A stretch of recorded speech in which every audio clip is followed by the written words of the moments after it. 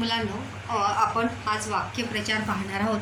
Last time मी सांगितलं होतं की पाठ क्रमांक 4मध्ये जास्तीत जास्त वाक्यप्रचार जे आहेत ते आहेत आणि वाक्यप्रचारांचा प्रश्न जो आहे तो परीक्षेच्या दृष्टीने फार महत्त्वाचा असा आहे, कारण की 4 मार्कांसाठी तो आपल्याला येतो. त्यामुळे वाक्यप्रचाराचा अर्थ माहीत असणे गरजेचं आहे आणि त्याचबरोबर आपल्याला त्या वाक्यप्रचाराचा वाक्यात उपयोगसुद्धा करता येणे जास्त गरजेचं आहे. तर आपण पुन्हा 4थ्या पाठाचे राहिलेले वाक्यप्रचार जे आहे उपवास या पाठातले ते पाहणार आहोत. त्याच्यातला आहे पहिला, भीक न घालणे. भीक न घालने का अर्थ है परवाह न करने, चिंता न करना, या इसका दूसरा अर्थ ये भी होता है कि ना घबराना, बिल्कुल भी न घबराना. ऐसा भी इसका अर्थ जो है वो वहाँ पर हो सकता है. तो भीक न घालनेचा अर्थ काय होणार? परवाह न करणे. काय होणार आहे अर्थ? परवाह न करणे. वाक्य बघा कसं बनवलेलं आहे. भारतीय सेना शत्रूच्या आक्रमणांना भीक घालत नव्हती. भारतीय सेना शत्रु के आक्रमणों को बिल्कुल भी डर नहीं रही थी या उनसे बिल्कुल भी घबरा नहीं गई थी. बघा, मी नेहमी सांगते तुम्हाला की तुम्हीसुद्धा छोटं वाक्य बनवायचं आहे, क्योंकि जितना हम छोटा वाक्य बनाएंगे उतनी गलतियां हमारी कम होगी और उतने अच्छे से हम सेंटेंस या वाक्य जो है वो क्या कर सकते, फॉर्म वहाँ पर कर सकते हैं. नंतर आहे सूड घेणे. काय आहे? सूड घेणे. सूड घेणे का अर्थ क्या है? बदला घेणे, बदला लेना, टू टेक रिवेंज. क्या है? सूड घेणे, बदला घेणे. वाक्य काय होणार आहे? राजेशने सुरेशला चोरीच्या प्रकरणात अडकवून त्याचा सूड घेतला. मतलब राजेश ने सुरेश को चोरी के झूठे इल्ज़ाम में फंसाकर उससे बदला लिया. अडकवून यानी क्या? फंसाकर. राजेश ने सुरेश को चोरी के झूठे इल्ज़ाम में फंसाकर उसका बदला ले लिया या उससे बदला ले लिया. नेक्स्ट आहे सख्त ताकीद देणे. काय आहे? सख्त ताकीद देणे. अर्थ आहे कडक समज देणे.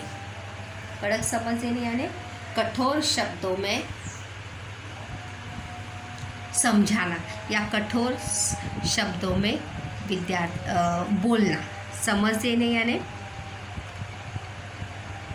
डांटना. यहाँ पर सख्त ताकीद देणे म्हणजे कडक समज देणे. वाक्य देखिए, शिक्षकांनी विद्यार्थ्यांना अभ्यासाविषयी सख्त ताकीद दिली. शिक्षकों ने विद्यार्थियों को पढ़ाई के बारे में सख्त ताकीद दी. मतलब कड़क शब्दों में बच्चों को डांटा कि आपको जो है पढ़ाई करना कितना महत्वपूर्ण है. त्यानंतर आहे आदर दुनावणे. आदर का अर्थ क्या होता है? सम्मान. क्या होता है? सम्मान. तर आदर दुनावणे त्याचा अर्थ आहे आदर दुप्पट होणे अथवा वाढणे. सम्मान दुगना होना या सम्मान बढ़ना. मतलब किसी के प्रति हमारे मन में जो मान सम्मान होता है वो क्या हो जाना? दुगना हो जाना या बढ़ना. त्याला म्हणतात आदर दुप्पट होणे किंवा वाढणे. सध्याच्या परिस्थितीत लोकांचा डॉक्टरांविषयी आदर दुणावला. सध्याच्या परिस्थिति यानी क्या? वर्तमान समय में या आज के समय में, आज की परिस्थिति में लोगों का डॉक्टरों के बारे में सम्मान तो था ही, लेकिन और सम्मान क्या हो गया है? बढ़ गया है. आदर दुनावला यानी आदर सम्मान जो है और ज़्यादा बढ़ गया. पहले से तो था ही, लेकिन इस विकट परिस्थिति में वो सम्मान जो है वो क्या हो गया, और ज़्यादा बढ़ गया। त्यानंतर आहे हकालपट्टी होणे. हकालपट्टी का अर्थ है बाहेर काढणे, हाकलून देणे. बाहेर काढणे यानी बाहर निकालना, हकाल देना. कहते ना कि जा.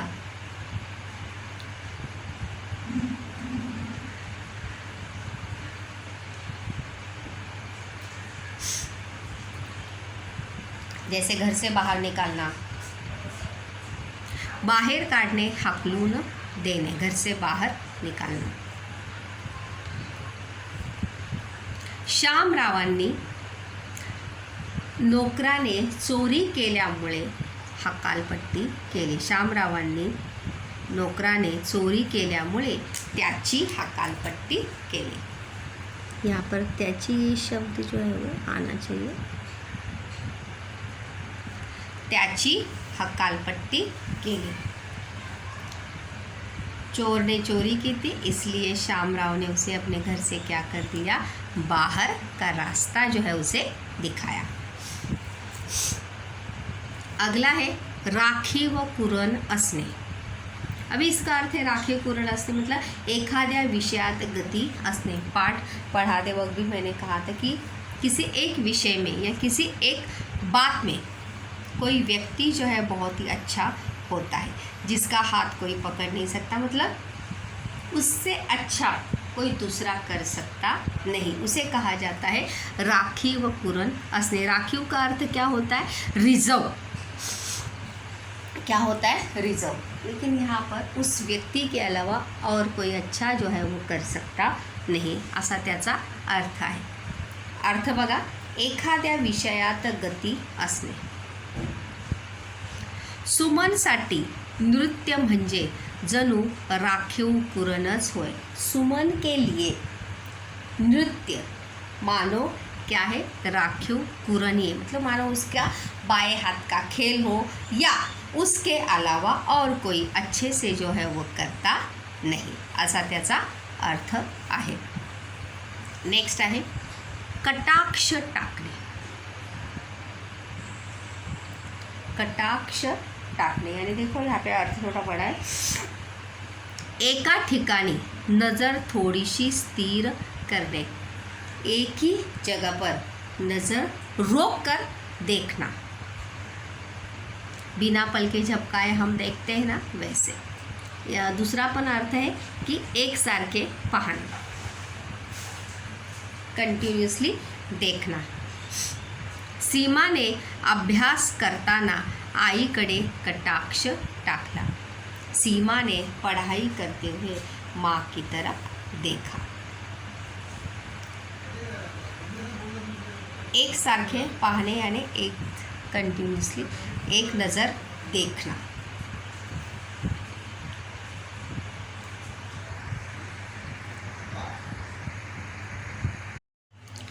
त्यानंतर आपण पुढचा वाक्यप्रचार पाहणार आहोत.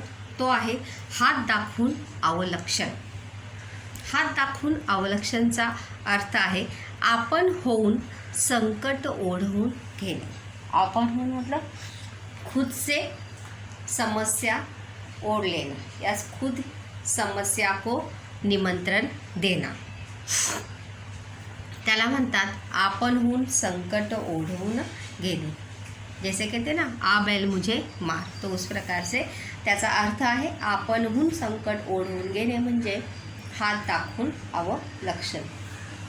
वाक्य बघा, आपल्याकडे पैसे नसताना दुसऱ्याला देणे म्हणजे हाथ दाखवून अवलक्षण होय. मतलब अपने पास पैसा नहीं है और फिर भी दूसरे को देना, ये क्या है, हाथ दाखवून अवलक्षणच आहे. मतलब आपणहून संकट ओढवून घेनेच आहे. क्योंकि अगर हमारे पास पैसा नहीं तो दूसरों को हम देंगे, हमारे पास पहले से ही कम है, और अगर हम दूसरों को देंगे तो निश्चित रूप से हमारे पास क्या हो जाएगा, कम हो जाएगा. हमारे संकट का सामना, मुसीबत का सामना जो है वो हमें करना पड़ सकता है. पुढचा आहे भरल्या ताटावरून उठणे. भरल्या ताटावरून उठणे म्हणजे न जेवता उठणे. बिना खाए उठ जाना. भरल्या ताटा मतलब खाने के लिए बैठे हैं, प्लेट लगी है और बिना खाए उठना, त्याला म्हणतात भरल्या ताटावरून उठणे, न जेवता उठणे. संजनाला आई रागावल्यामुळे ती भरल्या ताटावरून उठली. संजना को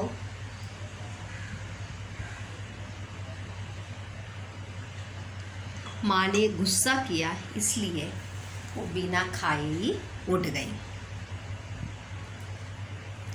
रागावल्यामुळे काय म्हणजे गुस्सा की थी इसलिए. त्यानंतर आहे इच्छा दाबून धरणे, इच्छा अडवून ठेवणे, मतलब इच्छाओं को दबा के रखना. इच्छा अडवून ठेवणे, इच्छा दाबून धरण्याचा अर्थ काय आहे, इच्छा अडवून ठेवणे, इच्छाओं को दबा के रखना. सारिका ने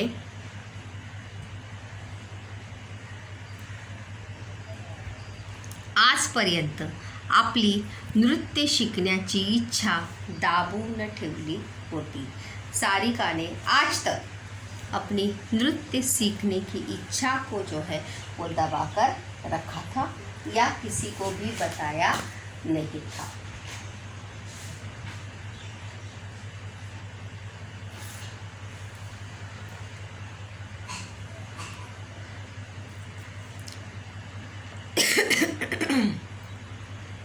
वेड्यात काढणे म्हणजे टर उड़वने, बावलट समझने. इसका दूसरा अर्थ ये भी हो सकता है, इजी अगर लेंगे तो मजाक उड़ाना. क्या होगा इसका अर्थ, मजाक उड़ाना.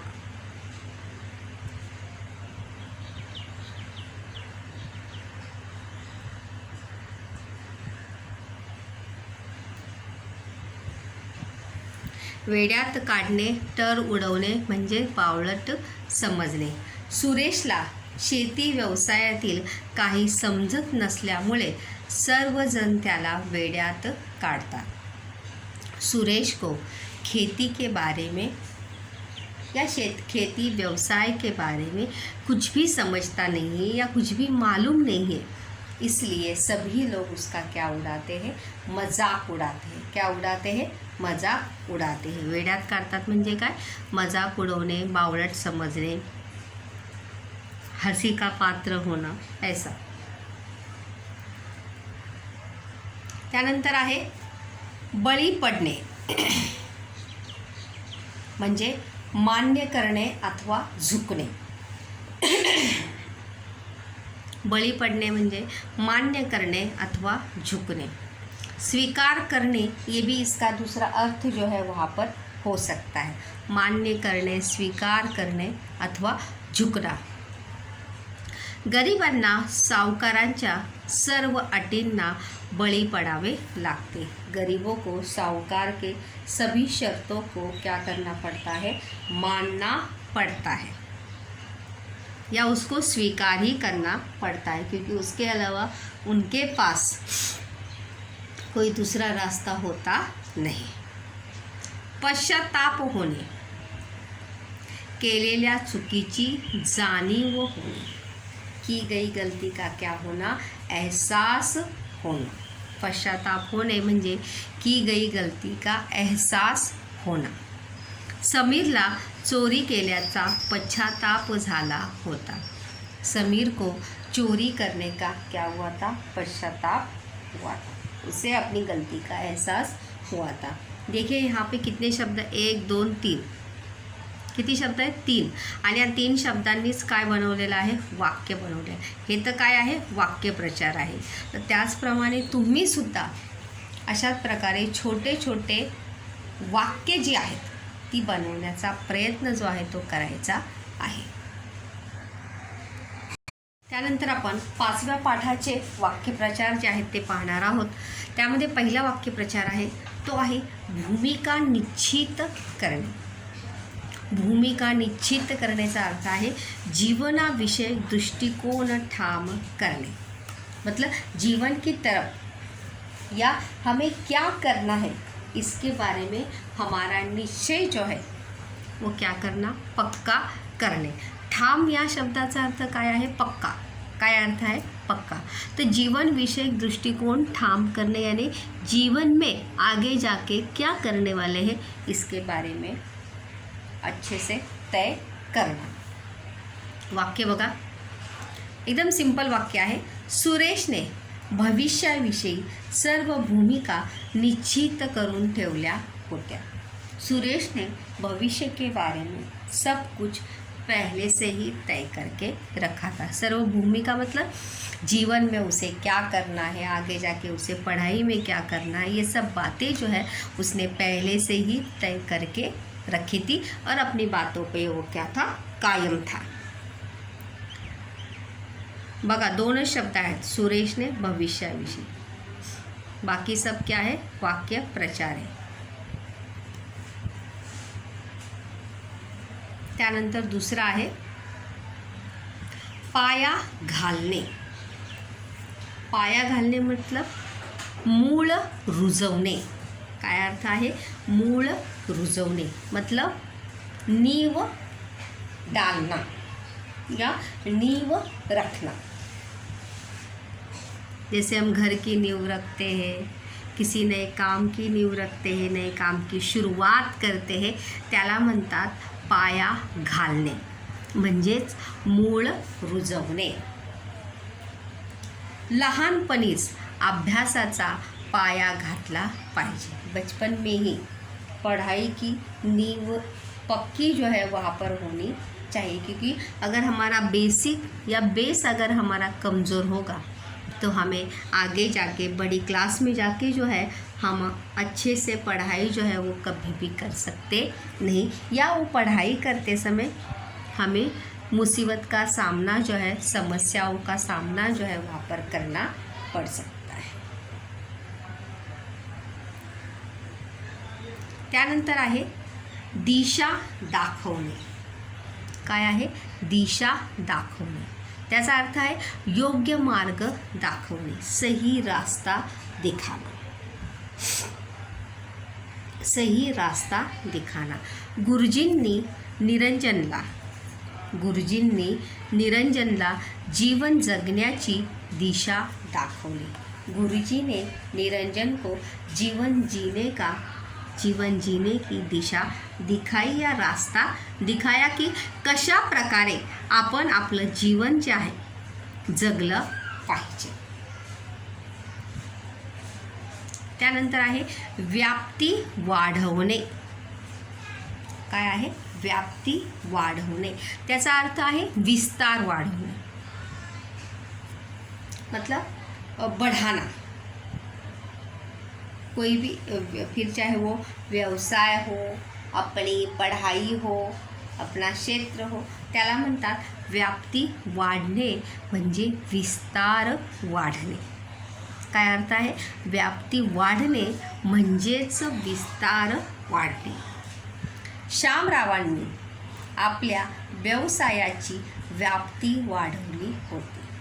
शामराव ने अपने बिजनेस की व्याप्ती बढ़ाई थी. देखिए यहाँ पर कितने शब्द लिए, 3, 1, 2 आणि 3. कमीत कमी शब्दात अर्थपूर्ण वाक्य आपल्याला बनवता आलं पाहिजे, कारण की त्या अर्थपूर्ण वाक्यालाच आपल्याला किती मार्क आहेत मुलांनो, 1 मार्क आहे. किती मार्क आहे, 1. अर्थासाठी 1 मार्क आणि वाक्यासाठी 1 मार्क. इसीलिए कम से कम शब्दों में सही और अर्थपूर्ण वाक्य बनाना जो है वो हमें आना चाहिए. त्यानंतर आहे धडा शिकणे. धड़ा यानी पाठ का यहाँ पर नहीं, धड़ा यानी हिंदी में उसका अर्थ है सबक सीखना या सीख मिलना. सबक सीखना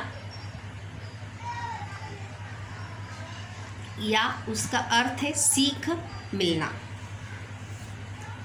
शिकवण मिळणे, देखो अर्थ वापर दिया भी है, शिकवण मिळणे. सुधीरला नापास झाल्यामुळे धडा मिळाला होता की अभ्यास करणे गरजेचे आहे. शिरीष को फेल होने की वजह से ये सीख मिली थी कि पढ़ाई करना क्या है, ज़रूरी है। बिना पढ़ाई किए हम ऐसे ही पास हो सकते नहीं, इसलिए उसके लिए क्या ज़रूरी है, पढ़ाई ज़्यादा ज़रूरी है। इसलिए सुधीर को इस बात का एहसास हुआ था, सबक मिला था की पढ़ाई करणं गरजेचं आहे। त्यानंतर आहे आश्वासन देणे। आश्वासन देणे, हमी देणे, शाश्वती देणे, विश्वास देणे या विश्वास दिलाना, ऐसा भी इसका अर्थ है। आश्वासन देणे यानी हमी देणे। काय अर्थ आहे? आश्वासन देणे यानी हमी देणे, विश्वास दिलाना।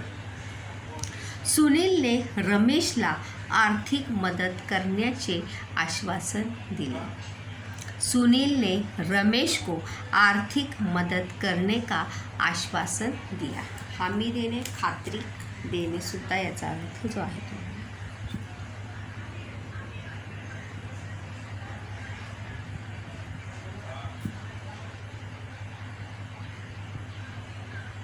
हमी देने, खात्री देने। सुनील ने रमेश को आर्थिक मदद करने का आश्वासन दिया। वचन देणे सुद्धा याचा अर्थ जो आहे तो होऊ शकतो। तर अशा प्रकारे तुम्ही सुद्धा छोटं वाक्य बनवून अर्थपूर्ण वाक्य बनवण्याचा प्रयत्न जो आहे तो केला पाहिजे।